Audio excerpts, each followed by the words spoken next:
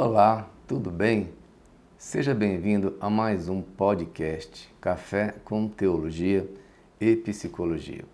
Aí eu peguei alguns podcasts para falar sobre relação, até porque algumas pessoas têm feito perguntas a respeito disso.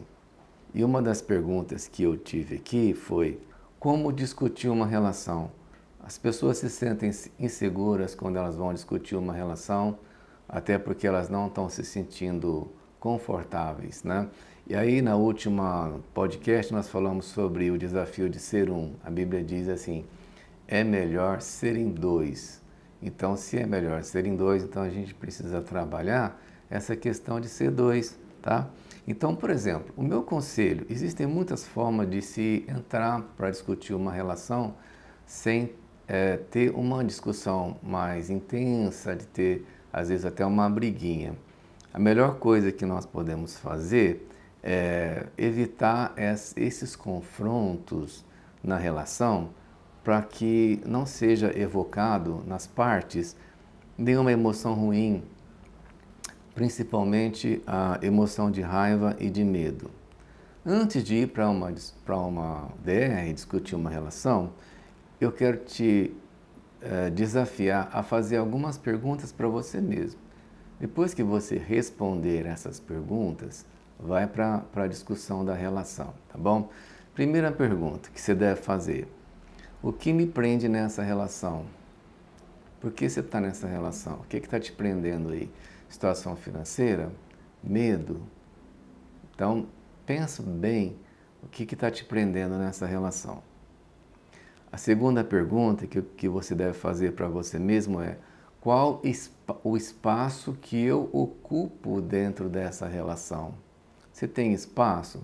Você consegue se impor? Você consegue falar? Você é ouvido? Você consegue se expressar? Consegue fazer as coisas que você gosta? Se sente à vontade? Tem espaço para você nessa relação? A outra pergunta que você deve fazer antes de ir para a DR: eu tenho voz e visibilidade?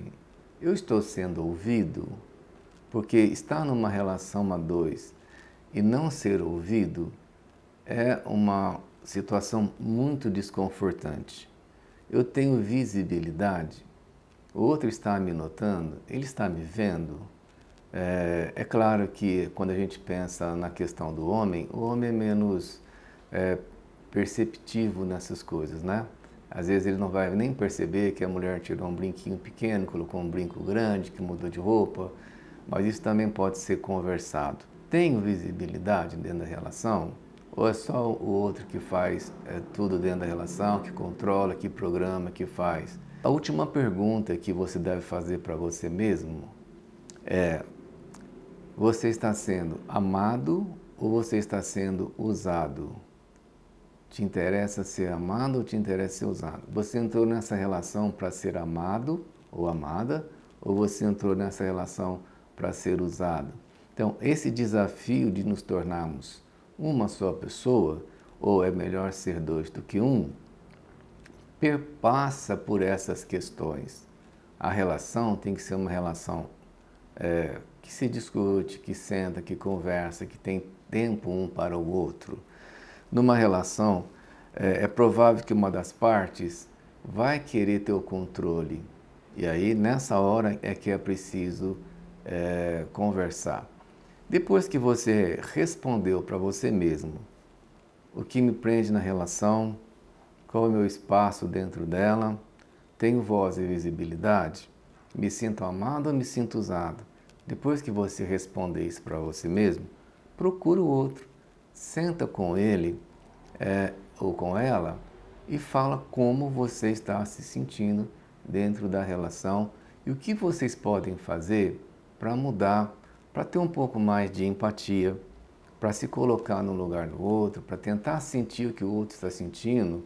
Desta forma, eu acredito que com uma boa conversa, melhorando a comunicação, com uma boa comunicação, pode-se melhorar muito essa questão da relação e de serem dois.